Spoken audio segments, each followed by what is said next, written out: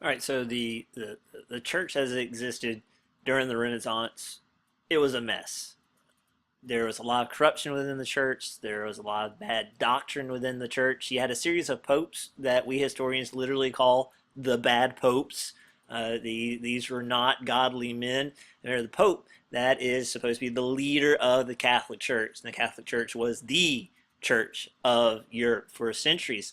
So it started at the top with bad leadership from the top, and it trickled down. You had men entering into the church just because it was a job, just because it was a way to make a living, not because they felt called. Now there are always though people within the church from every level, from bishops down to priests and monks and nuns, who were devout in their faith and knew the church needed to change, right?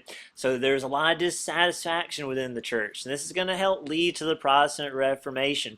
Also, with all those new ideas floating around, right, and with more and more people saying, hey, we need to study more so we can get better. Remember, humanism, there were Christians like, well, let's study Scripture more and see if that can make us better. That was one of the main ideas of a Catholic named Erasmus. Erasmus wrote this famous book called In Praise of Folly, in which he criticized the Catholic Church. Now, he's not going to leave the Catholic Church. He didn't want to destroy the Catholic Church. He wanted to fix the Catholic Church. So he's what we call a Christian humanist, right? They're very similar to the humanists we saw earlier. It's just that Erasmus and his fellow Christian humanists believed, well, if you want to make the church better, make the people better. And if you want to make the people better, they need to study. And what should they study? They should study the gospel. They should study Scripture. He argued, look, teach people how to live good lives and don't focus on the rituals. Who cares if they make the sign of the cross correctly? Who cares if they say the exact right thing at Mass? What's going on in their hearts? Right? Now, like I said, he's never going to leave the Catholic Church. And when the Reformation breaks out, he's not going to support it. He wanted to save the Catholic Church from the inside, but he knew it had problems. See, he said, let's reform the people through study and moral teaching. And then once the people get better, the church will get better. He said another is that when braying out their gospels in church, they're making themselves very pleasing and satisfying to God, when in fact they are uttering these psalms as a matter of repetition rather than from their hearts. Now, if you've grown up in church like me, you've heard those sermons before. It's what's in your heart. Are you just going through the motions? Erasmus said they're just going through the motions. And even worse, Erasmus said they don't even know why they're doing what they're doing. They don't even know why they're taking Mass. They don't even understand the doctrine behind communion, behind confession, behind baptism. We've got to teach these people. Let's teach them and teach them to study as well, how to understand Scripture and theology so they can become better people. Then the church itself will become better, that he will never leave the Catholic Church. There's this statement that says Erasmus laid the egg that Martin Luther is going to hatch. Martin Luther is the guy that actually starts the Protestant Reformation. He didn't mean to. He didn't mean to create his own church. He didn't mean to divide Europe. It was an accident. Things just got out of hand. He said some stuff. People didn't react well. He stuck to his guns. His temper got the better of him. We can understand that. But Martin Luther, he becomes a monk. He promised God. Story goes, he was traveling home one night, and a big storm came up. It was really scary. And he said, God, if I survive and make it home, I'll become a monk. He made it home, so he became a monk. Right? And according to Martin Luther himself, he was the best Christian he could be. He followed all the rules, did everything he was supposed to, but he was always in fear that when he died, he was going to go to hell. He was angry, he was sad, he was depressed, he was a miserable, miserable monk. And during this time, he also became a teacher, right? So, bet he was a joy to have as a teacher then. And so he started studying Scripture himself. And when he was studying, the Catholic Church was doing something where they were selling something called an indulgence. An indulgence, in theory, was supposed to get you out of punishment for sin. It was like buying a get out of hell free card. You could buy an indulgence, and then your punishment for a certain sin would be wiped away, supposedly. You could even buy them for other people. You could even buy them for people that had already passed away that you felt were stuck in purgatory, this space kind of in between hell and heaven, right? And if you buy enough indulgences for your dead mother, she'll get out of purgatory and go to heaven. So the Catholic Church is essentially selling salvation, going from town to town, selling salvation, making a ton of money off of it, really taking advantage of people's ignorance. And there's Martin Luther.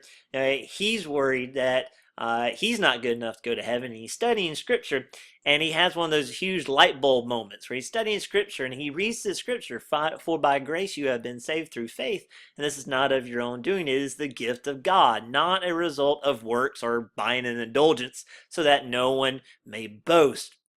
So there's Martin Luther. He hates the self-indulgences. He thinks it's horrible, right? He thinks we're saved through faith and God's grace, not works. You can't earn it, which was a huge relief to him because he knew I'll never be good enough. It's okay that I can't be good enough because I don't have to be good enough, right? Because it's my faith and God's grace that I'm saved. And it was this huge relief off of him. He talks about how happy he was. And then he starts seeing, right, the Catholic Church selling salvation to people. And he was appalled by it.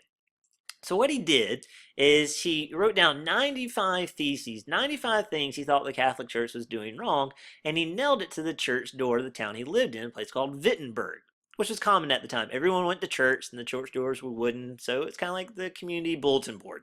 So he nailed these 95 theses to the church door at Wittenberg.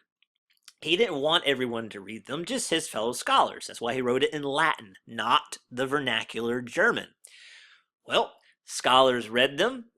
People translated them into the vernacular anyway, and all of a sudden the 95 Theses are spreading around Germany, and they can very quickly because of the printing press, and all of a sudden they're making their ways to France and Italy and Britain, and things are getting quickly out of hand. This was not Martin Luther's intentions, but he doesn't regret anything that he has written. And then he starts to get in trouble with the Catholic Church. And instead of making him scared, it makes him angry. And Luther had a horrible temper, combined with being really stubborn. So the more the Catholic Church fussed at him, the louder he became, until he started to say that there shouldn't be a pope, and that the pope was actually the Antichrist, and that there shouldn't be 7 sacraments, and priests should be able to get married. And he just went full out against the Catholic Church. And he started getting a lot of trouble, but he also started to become very popular because a lot of people were dissatisfied with the church at the time, particularly rich and powerful people. The nobility, particularly in the German states, they didn't like how much power the Pope had. They didn't like how much political power the Pope in the Catholic Church had. So in Martin Luther, they see someone that could maybe lessen the powers of the Catholic Church. So now religion and politics, they're all getting mixed together. So what happens is Martin Luther is ordered basically to stand on trial for what he's saying at a place called Worms. And he defends himself, and he basically says, prove in Scripture where I'm wrong, prove indulgences through Scripture, prove that you can sell salvation. And of course, the Catholic Church couldn't, but the Catholic Church didn't back down. They issued the Edict of Worms, official statement of Worms, that said, all right, Martin Luther, you are condemned. You are now a religious outlaw. Anyone that helps you, anyone that protects you, anyone who even gives you a glass of water, they too are an outlaw. But Martin Luther's already super popular among certain people, particularly rich and powerful people, and one of those rich and powerful people hides Martin Luther in his castle, where Martin Luther goes about translating Scripture into the vernacular German. And so instead of the Edict of Worms making Martin Luther go away, it makes him into a martyr. Till eventually Martin Luther creates his own church, the Lutheran Church, the first Protestant church. He didn't set out to do this, it just kind of happened that way. And in Martin Luther's church, right, there's going to be some differences between the Catholic Church we'll see in just a second. Eventually, war actually broke out between the Catholics and the Lutherans in the Germanic states. Actual physical combat, Christians killing Christians, because they both thought that God was on their side. The Protestants, or Lutherans, thought God was on their side. The Catholics thought God was on their side. And so you got this really stupid thing where Christians are killing Christians, until eventually the Peace of Augsburg is hammered out, which said, okay, each German prince will decide what he wants his state to be. So if you lived in one certain Germanic state and your prince was Catholic, guess what? You're Catholic. If you live in another German state and your prince is Lutheran, then you're Lutheran. That's how it works. And that settled things down for a couple of years. But what we're going to see in the next about 200 years, every so often, the Catholics and the Protestants are going to lose their minds and start killing each other. And it's, of course, very stupid, right? As far as possible from what Scripture would intend, but that's how it was. And both thought God was on their side. So in Luther's church, in the Lutheran church, right, they don't recognize the Pope, right? So there's only two sacraments, that of baptism and communion. You don't need confession, right? That was a big one. They didn't like that. They said there's no need for monks or nuns, and a big difference. They said not only should priests be able to get married, they should get married. So Martin Luther, this former monk that had taken a vow of celibacy, he himself gets married to an ex-nun, and they have their own family because they're going to live by example. So to review, you've got the Catholic Church in need of serious reform, right? It's messed up, have a series of bad popes, literally bad popes. I mean, one of the popes put his illegitimate son in the church. Another pope would invite women he was not married to spend the night in the papal palace. One pope had another guy murdered. A bunch of popes got assassinated and murdered. It was a bad scene. So the Catholic Church is in need of reform. Right? So these Christian humanists within the Catholic Church, like Erasmus, urged reform. Look, why don't we reform? Why don't we study? Why don't we teach people how to live better lives, and then the church will get better. Right? So then you got Luther. At first he's just a Christian humanist, right? He's not trying to leave the Catholic Church. He's just a Christian humanist, right? He decides that we're saved through faith alone, faith in God's grace. You cannot buy your salvation. So he criticizes the indulgences in the 95 Theses, which eventually leads to the Edict of Worms being issued, making him an outlaw, which leads to war, right? German princes begin to take sides. Religious war breaks out between Catholics and Protestants, and that leads to the Peace of Augsburg, where each German prince will decide what he wants his territory to be. And once again, the prince decides. You don't decide. You are whatever your prince says you are. There's no concept of freedom of religion yet. That's a few centuries away. The Catholic Church, right, and face this criticism, they just latch on to what they believe are the most important ideas of the church.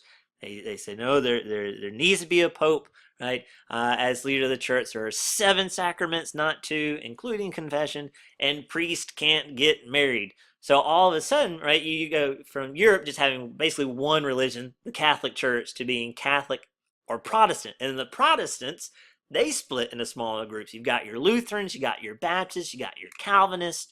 Right? So if you were a Christian in Europe and you weren't Catholic, you were some kind of Protestant. That's how it worked. Right?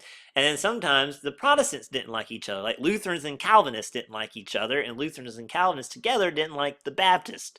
Right? So the church is fracturing, is what we're seeing. It's going to lead to conflict. You look at this map of Europe. That pink color, there's your Lutherans, and that purple, you got your Calvinists. You can see most of Europe is still Catholic. England eventually will split, form their own church, the Anglican Church, or the Church of England, which is another kind of Protestantism.